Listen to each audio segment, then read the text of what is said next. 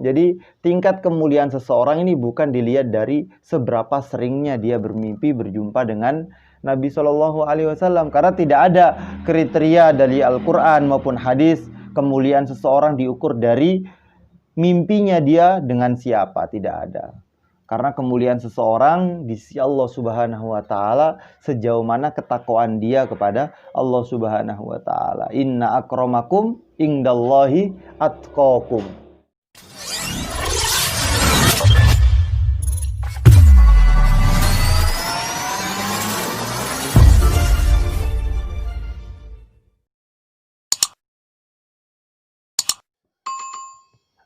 Assalamualaikum warahmatullahi wabarakatuh. Jumpa lagi di channel ini yang insya Allah bermanfaat dunia dan akhirat.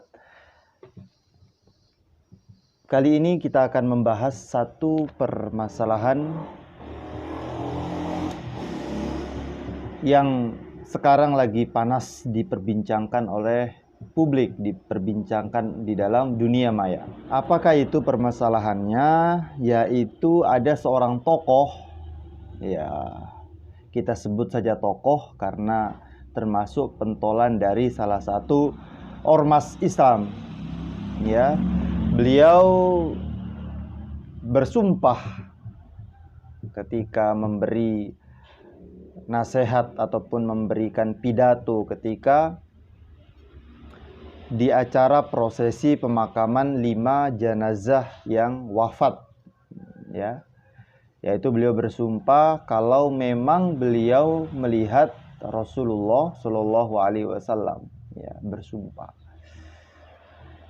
Nah, saya akan membahas dari segi ilmiahnya, ya, dari segi ilmiahnya, karena sempat juga katanya beliau dilaporkan ke polisi karena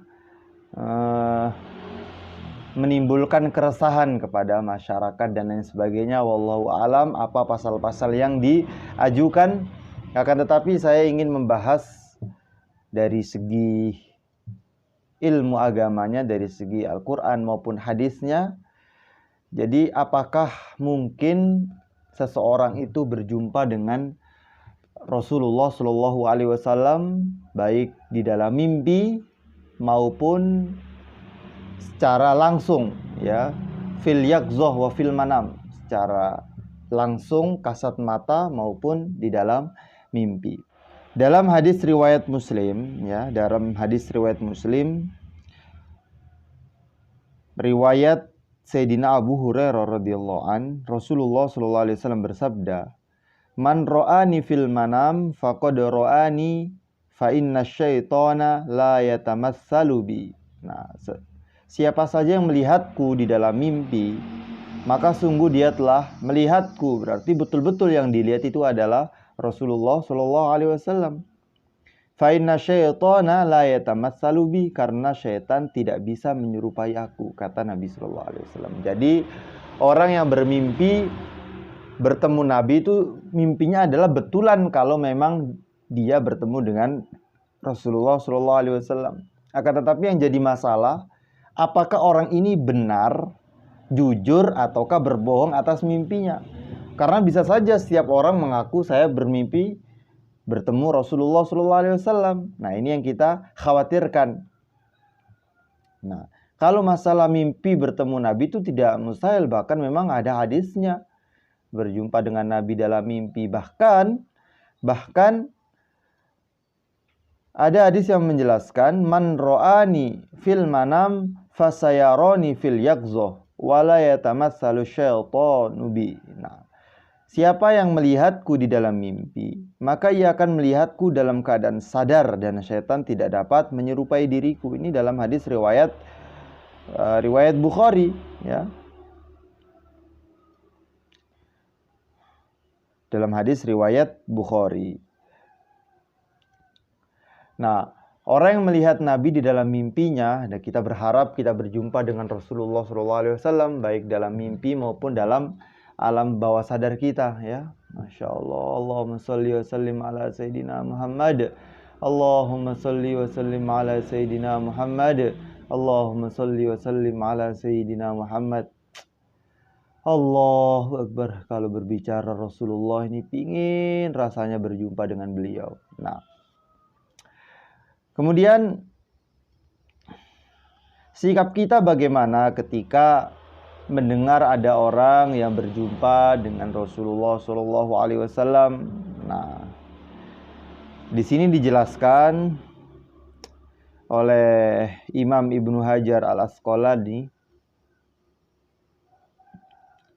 idza qassa alaihi rajulun annahu ra'an nabiyya sallallahu alaihi wasallam qala sifli alladhi ra'aitah fa in wasafa lahu sifatan la ya'rifuha qal lam tarahu.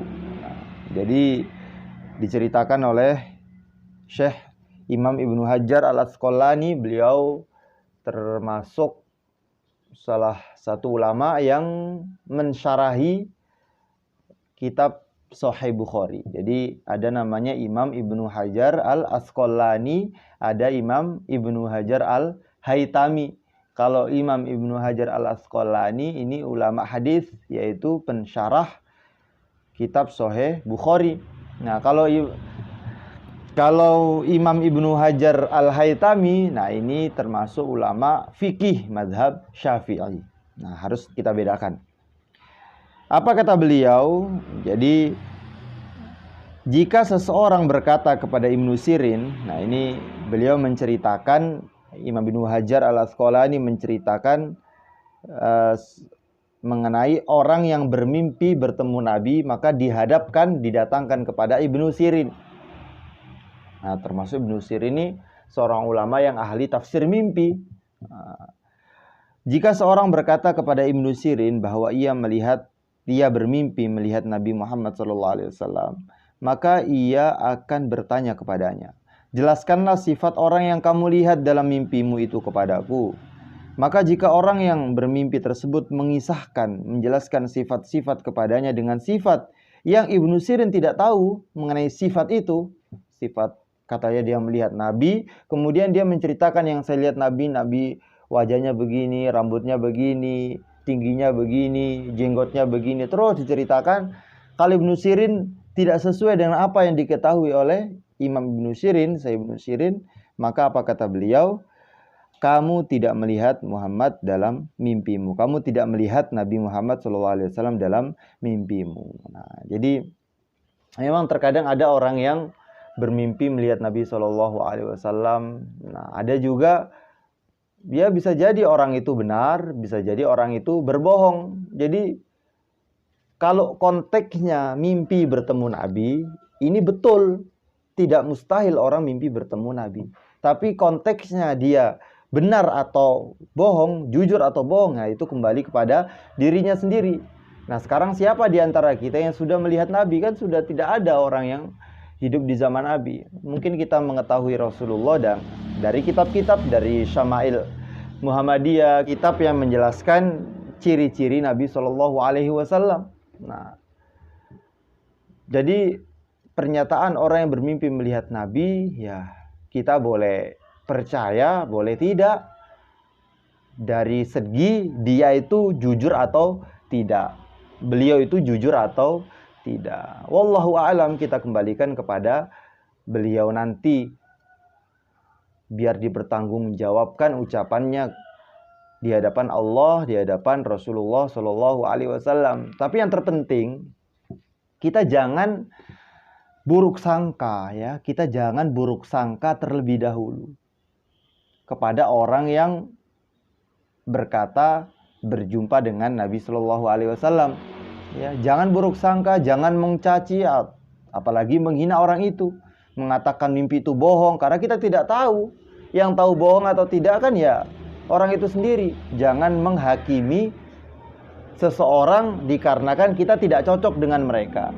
Jangan menghakimi seseorang dikarenakan kita berbeda ormas dengan mereka.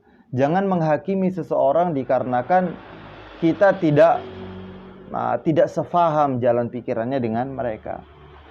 Nah, inilah cara kita berhidup bernegara sehingga tidak timbul suudzon, tidak timbul buruk sangka. Dan kalau saya melihat orang yang berjumpa dengan Nabi di dalam mimpinya ini bukan menunjukkan ya, orang yang mimpi berjumpa dengan Nabi Shallallahu Alaihi Wasallam ini bukan menunjukkan kalau dia lebih mulia daripada orang yang tidak mimpi berjumpa dengan Nabi. Karena tidak ada kaitannya orang yang mulia adalah orang yang pernah bermimpi berjumpa dengan Nabi.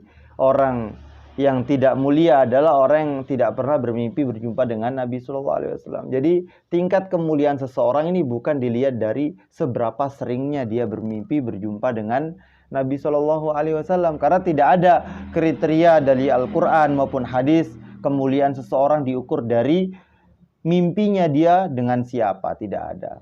Karena kemuliaan seseorang di sisi Allah Subhanahu wa taala sejauh mana ketakwaan dia kepada Allah Subhanahu wa taala. Inna akramakum indallahi atqakum. Orang yang paling mulia di antara kalian adalah orang yang paling bertakwa. Jadi ketakwaan itulah yang menyebabkan seseorang itu mulia di sisi Allah Subhanahu wa taala, bukan dikarenakan kita mimpi siapa bertemu dengan siapa. Jangankan bermimpi, Abu Jahal itu melihat Nabi langsung. Abu Lahab itu melihat Nabi langsung. Abdullah bin Ubay itu melihat Nabi langsung. Nah, bukan mimpi, melihat Nabi langsung itu saja belum bisa menjadi belum bisa menjadikan dia orang yang memiliki derajat yang tinggi di sisi Allah Subhanahu wa taala. Jadi untuk mengukur kemuliaan seseorang, tingginya derajat seseorang, ya kita lihat sejauh mana dia dapat menjalankan syariat Islam, sejauh mana dia dapat menghidupkan amalan agama, sejauh mana dia dapat menjalankan perintah Allah, menjauhi seluruh larangan Allah. Nah, itulah batasan-batasan atau standar ya, standar seseorang itu mulia atau tidak.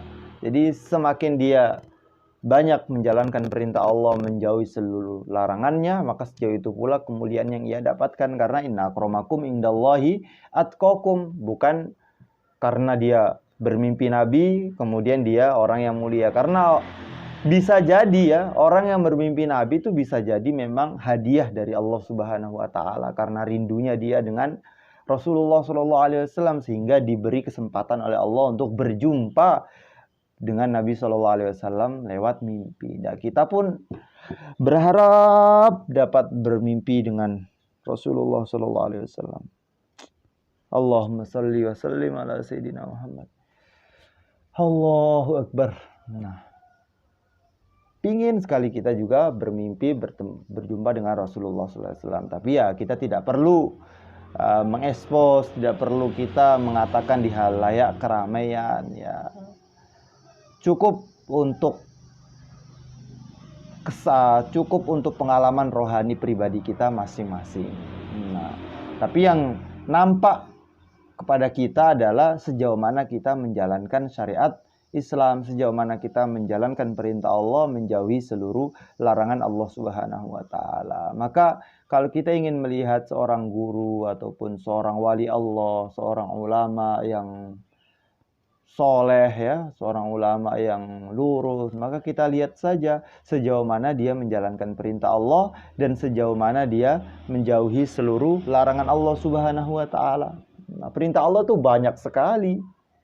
Banyak sekali perintah Allah dan banyak sekali larangan Allah Subhanahu wa taala. Oleh sebab itu, kita jangan terprovokasi ataupun jangan dikarenakan orang mudah terkesan dengan sesuatu yang sebetulnya itu bukan standar kesolehan seseorang, yang sebetulnya itu bukan standar kemuliaan seseorang. Nah, jadi kita tawaju saja, kita belajar agama, tawaju saja kita mengamalkan agama. Nah, kita juga tidak boleh menghina siapapun, tidak boleh mencaci siapapun, tidak boleh merendahkan siapapun.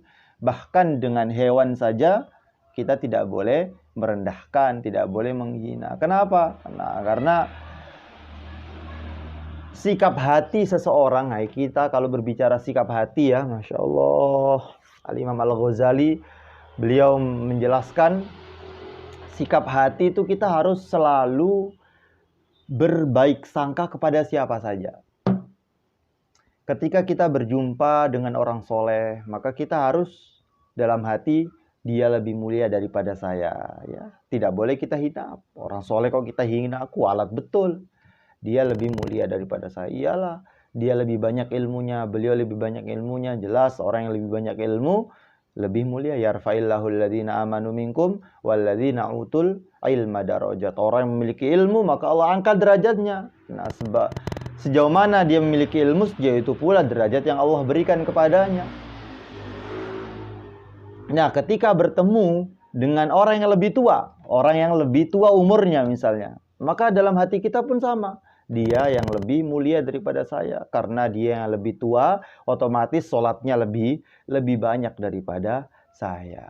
Nah, sehingga kita tidak ada rasa meremehkan, merendahkan kepada sesama manusia. Bahkan untuk orang yang untuk orang yang belum masuk Islam, untuk orang yang di selain agama Islam pun kita tidak boleh menghina mereka. Dalam hati apa yang kita rasakan agar tidak dapat kita hina, tidak bisa kita meremehkan? Ya Allah, saya ini alhamdulillah sekarang Kau beli keimanan kepadamu.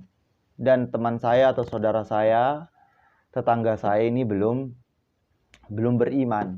Nah, dan tidak mustahil nanti kalau menjelang akhir hayatnya dia dicatat sebagai orang yang beriman disebabkan dia masuk Islam.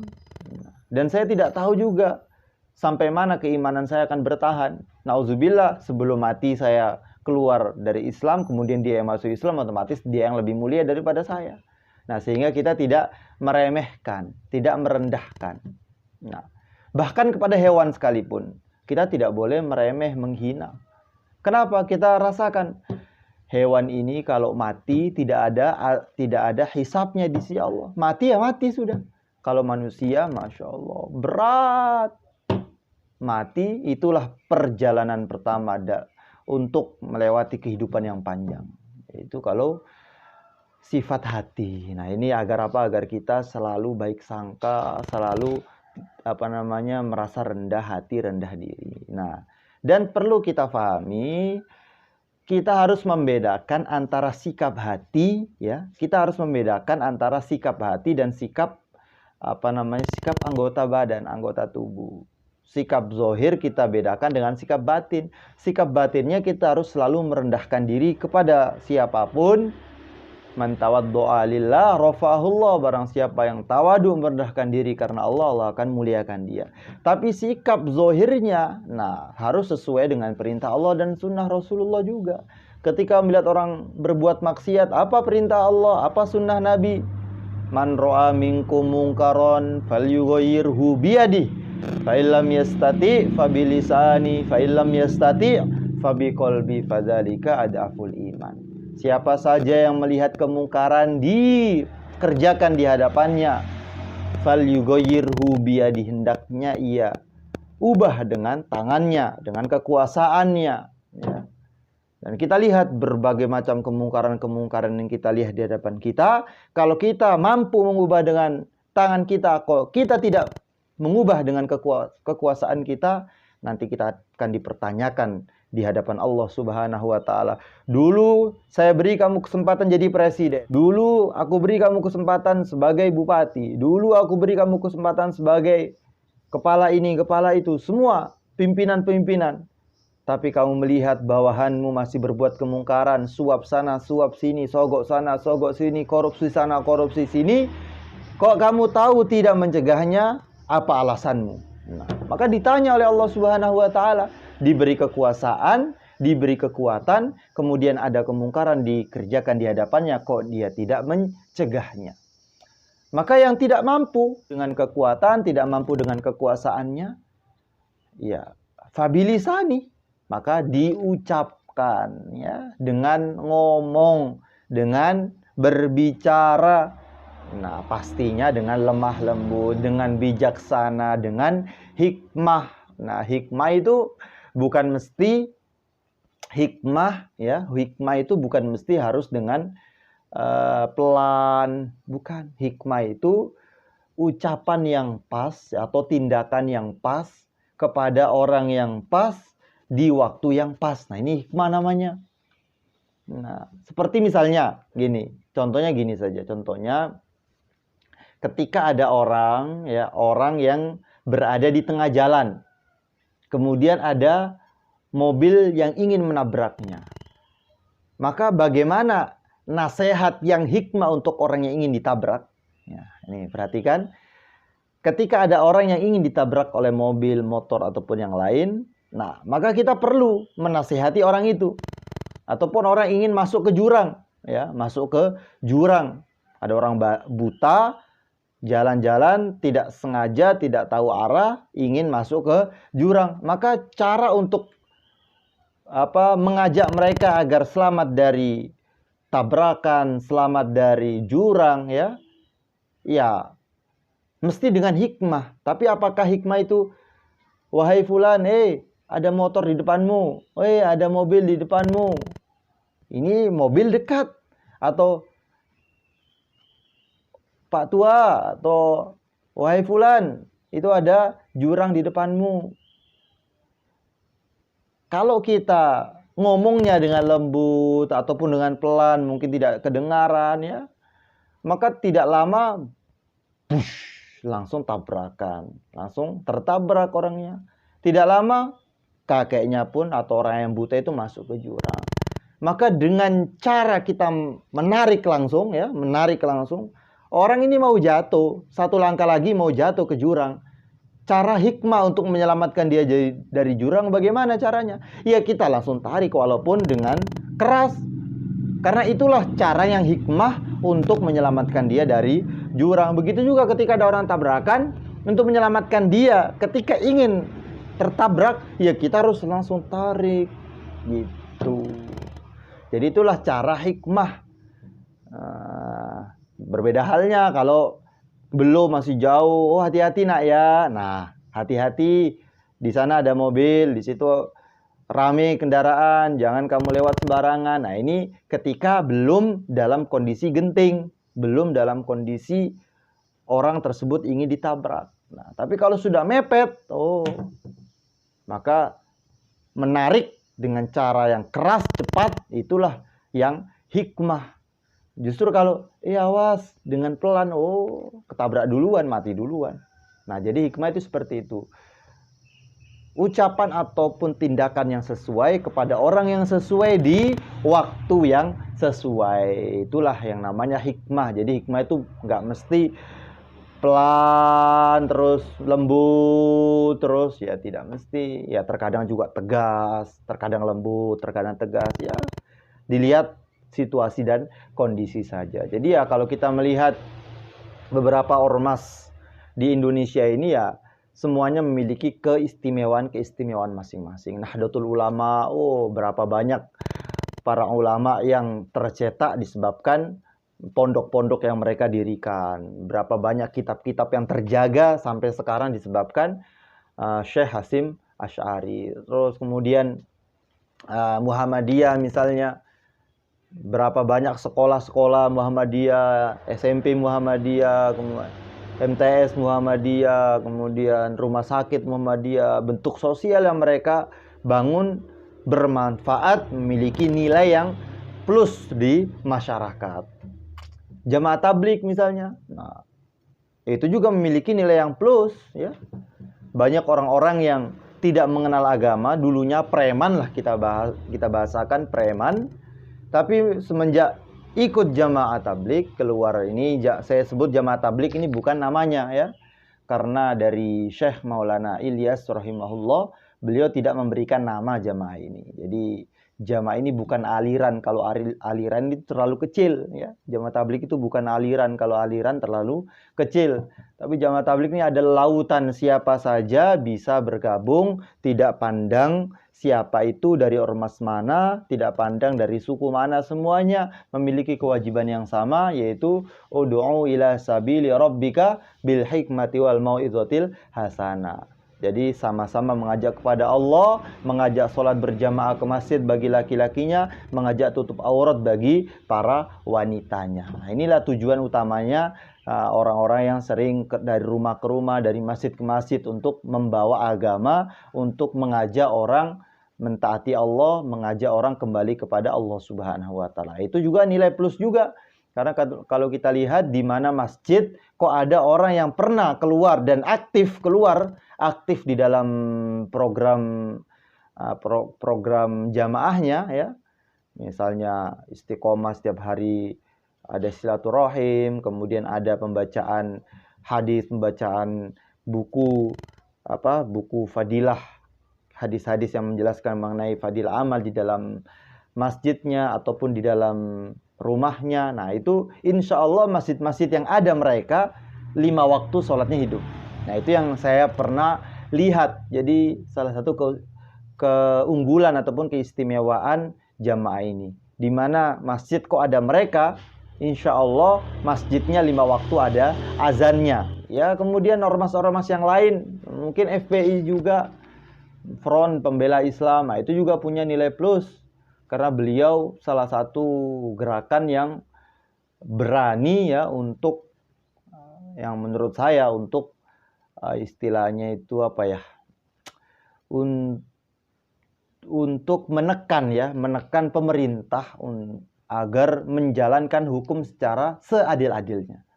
Ini yang saya lihat ormas yang berani, termasuk pimpinannya yaitu Al-Habib Muhammad Rizik Syihab. Beliau Masya Allah, tidak ada seseorang yang dapat mengumpulkan jutaan massa ya. Itu yang saya lihat, ya Allah, siapa sih beliau itu ya, kok bisa mengumpulkan jutaan orang. Wallahu a'lam dibayar atau tidak ya, semoga tidak dibayar ya. Dan kelihatannya pun kayaknya pun tidak dibayar. Nah itu jutaan orang berkumpul untuk apa ya? Untuk mendengar nasihat dari beliau ataupun untuk berusaha untuk mewujudkan keadilan. Sebagaimana beberapa kasus beberapa tahun yang lalu, seandainya ada seseorang yang menistakan agama misalnya, itu tidak diproses secara hukum, maka kita khawatir akan muncul orang-orang yang akan merusak agama juga, baik itu dari kaum muslimin ataupun orang di luar Islam, sehingga nanti antara umat beragama saling caci, saling menghina. Ketika ada orang dari non-muslim menghina agama kaum muslimin, tidak diproses, kita khawatir ada orang Islam yang menghina ajaran ataupun orang-orang di luar Islam. Dan ini yang kita tidak inginkan, sehingga akan timbullah kekacauan di negeri ini. Jadi termasuk ini plusnya dari segi ini, dari segi mereka berani untuk menyalurkan suaranya di depan umum agar menuntut keadilan yang seadil-adilnya. Nah itu. Ya kalau untuk min-minnya ya setiap orang memiliki kekurangan masing-masing. Tapi ya yang kita lihat bukan kekurangannya, yang kita ambil kelebihannya. Semuanya kita ambil kelebihannya. Dari kaum Salafi sendiri misalnya, itu mereka plusnya banyak juga. Bagaimana orang-orangnya ketika sudah mengikuti jamaahnya, wallahu a'lam, bagaimana saya juga tidak pernah ikut di kajiannya. Cuman orang-orang yang saya lihat ikut kajian dengan orang-orang Salafi, itu mereka melihat agama ini fanatik betul, harus seperti ini gitu. Walaupun sebagian orang tidak suka gitu. Cuman kita lepas dari antara suka dan tidak suka, cuman kita lihat orang yang ikut mereka itu berbeda dengan keadaan sebelumnya begitu. Suka ngaji, ya terlepas dari suka menyalahkan orang, kita tidak membahas itu. Setiap orang berbeda-beda, ada yang suka menyalahkan, ada yang tidak, itu tergantung orangnya masing-masing. Tapi kita lihat dari segi keumuman orang yang ikut mereka, maka suka ngaji, di mana kajian-kajian mereka rame. Nah, itu plusnya dari setiap ormas ataupun setiap golongan yang ada di Nusantara ini. Jadi kalau saya lihat ya insya Allah semuanya memiliki kebaikan-kebaikan. Jadi kekurangannya marilah sama-sama kita perbaiki, kekurangannya sama-sama kita tambal, jangan saling menghina, jangan saling mencaci. Kalau memang ada keburukan, kita duduk berdiskusi sama-sama, kita duduk untuk saling tukar pikiran, tukar pendapat sehingga terbentuklah keluarga atau masyarakat ataupun bangsa yang harmonis. Karena orang Islam ini kal jasadil wahid, seperti jasad yang satu. Kalau satu orang sakit, maka seakan-akan semuanya sakit. Ketika tangan kita sakit, maka semuanya merasakan sakitnya. Begitu juga orang Islam ini aslinya seperti itu. Ketika ada satu orang yang sakit, satu orang yang bermasalah, maka semuanya seakan-akan bermasalah. Oleh sebab itu kita saling menasihati, tawasau bil haqqi wa tawasau bis sabri. Mungkin kurang lebihnya mohon maaf. Nah, terlalu panjang kita berbicara di siang hari ini ya. Tidak apa-apa. Inilah yang dapat saya sampaikan, kurang lebihnya mohon maaf. Tapi jangan lupa kita selalu bersolawat kepada yang mulia Nabi besar Muhammad Sallallahu Alaihi Wasallam. Maaf saya menggunakan handphone, biasanya kitab yang saya bawa. Cuman berhubungan kitab semua ada sekarang semuanya sudah ada di dalam handphone. Jadi ya itu untuk memudahkan juga ya. Tapi ya kalau untuk belajar usahakan tetap menggunakan kitab. Karena berbeda rasanya kita belajar dengan buka kitab dengan belajar menggunakan handphone. Kecuali yang kita tidak punya kitabnya, ya mau bagaimana lagi. Nah, begitu saja kurang lebihnya mohon maaf. Bila ada benarnya murni datang dari Allah, bila ada salahnya, nah saya minta perbaikan dari para pendengar sekalian. Kurang lebihnya mohon maaf. Assalamualaikum warahmatullahi wabarakatuh.